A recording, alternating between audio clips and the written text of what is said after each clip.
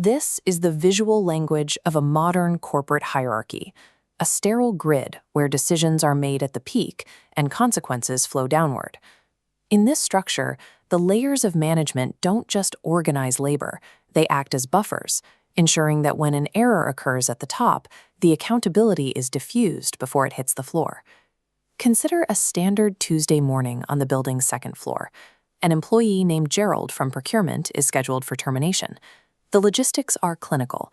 The paperwork is pre-signed, the severance packets are stapled, and the 9 a.m. exit has been mapped out to minimize disruption. Nicole, the COO, and Marcus from HR are the designated enforcers. They didn't write the budget or authorize the layoffs themselves, but their role is to follow the choreography. They are the human face of a decision made several floors above them, a decision they are expected to execute without questioning the underlying math. On the second floor, the process is designed to be frictionless. It treats an employee's career as a data point to be corrected. By the time Nicole enters the conference room, the conclusion has already been reached. All that remains is the performance of the firing itself. The friction begins at 8:53 a.m. Gerald intercepts Nicole in the hallway, not with a plea for his job, but with a perfect oat milk coffee and a basket of blueberry muffins for the team. He has memorized her specific order from a casual conversation weeks ago, a detail that suggests he is far more engaged than his performance reviews claim. Nicole is now holding a warm cup of coffee, while Marcus sits behind a file that labels Gerald as an incompetent drain on resources. The data in that folder describes a man who fails to meet metrics, but the person standing in the room is demonstrating a level of hyper-attentiveness and social intelligence that the corporate script didn't account for. When the severance packet finally slides across the table, Gerald introduces a piece of evidence that wasn't in the HR file. He mentions an industrial ice cream machine sitting in a storage closet, an unauthorized, 5-figure expense he's been tracking. He places this dark blue physical logbook on the table, documenting every shipment that has entered the building. A scheduled firing relies on the target accepting the narrative of their own failure, but Gerald isn't following the script. By presenting an analog record of the company's own inventory, he forces Nicole to choose. She can finish the scheduled meeting, or she can follow the paper trail to the first floor. The investigation requires a physical descent to the first floor. This level houses the supply closets and maintenance bays, the neglected foundation of the building. This is where the company's invisible labor happens, and it's where the physical consequences of executive decisions are eventually stored.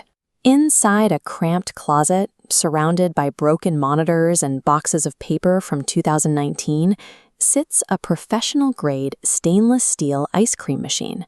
It is an expensive, gleaming artifact of an abandoned plan, gathering dust in a space where it was never intended to be seen.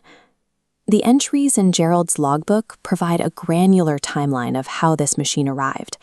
On March 13th, the records show an expedited late-night email order. The signature on the authorization isn't Gerald's. It belongs to Brandon Chen, the vice president of operations, who wanted a surprise for a quarterly board lunch.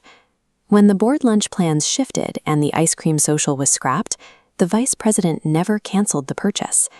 The timeline shows the order moving through expedited processing and arriving on the loading dock, where it was signed for and promptly forgotten by everyone except the man in procurement. Brandon subsequently authorized the department-wide restructuring that flagged Gerald for termination. By connecting the uncanceled order to these new efficiency metrics, the vice president created a convenient mechanism to remove the one employee whose logs could prove where the missing budget actually went. This is a sophisticated form of scapegoating. It isn't just an accidental layoff. It is the use of corporate restructuring to bury executive failure. The system allows a VP to cut the very person who holds the evidence of their incompetence, framing a targeted hit job as a standard business necessity. Even with the logbook in his desk and the physical machine in the closet, Gerald didn't go to HR or report the discrepancy to the board. He had the evidence to clear his name weeks before this meeting was even scheduled, yet he chose to remain silent. Gerald's logic was rooted in an unreciprocated sense of loyalty. He assumed the vice president had simply made a human error and was waiting for Brandon to notice and fix it himself. He stayed quiet because he didn't want to cause trouble for his boss, treating the executive with a level of professional grace that was never intended for him. There is a profound imbalance in this dynamic. While the low-level employee was busy absorbing the executive's mistake to protect the manager's reputation, the manager was busy signing the paperwork to end the employee's career. Hierarchical structures often function as empathy traps. They train the people at the bottom to protect the people at the top, creating a culture where employees feel responsible for the mistakes of the leaders who are currently planning their replacement. The group ascends to the third floor, where the environment shifts again. This is Brandon's corner suite, an aggressively minimalist space designed to convey control and distance. There are no dusty supply logs here, only clean surfaces and the quiet hum of high-level administration. Inside, Brandon is already on the phone with his lawyer. He isn't discussing the ice cream machine or the budget discrepancy. He is calculating the cost of a non-disclosure agreement. He is building his defense in real time, treating the truth as a liability that can be negotiated away. This is the architecture of deniability. Brandon's strategy relies on dismissing Gerald's logs as circumstantial and using a document like this, a complex, intimidating NDA, to ensure that whatever happened on the first floor stays on the first floor. It is a confrontation between two different types of records.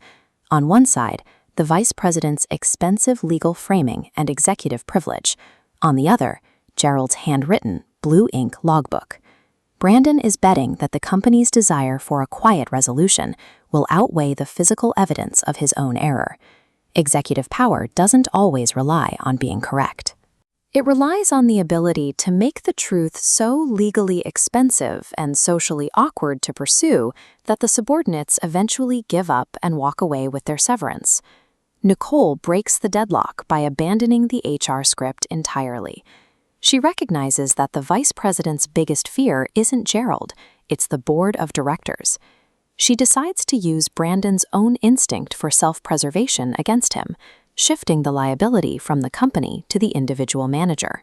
She issues an ultimatum. Brandon will authorize a corrected, significantly higher severance for Gerald and an official record stating the termination was a budgetary error by management. If he refuses, she will deliver the logbook and the expedited email chain directly to the board. The executive's defense collapses because he can't argue with the dates and signatures. The meticulous observations of a low-level worker, recorded in a simple notebook, proved more durable than the VP's constructed reality. In a hierarchy designed to insulate the top, a person's humanity is often treated as a resource to be spent. But as this Tuesday morning proved, an analog, undeniable paper trail remains the ultimate, unhackable defense against a scapegoat's architecture.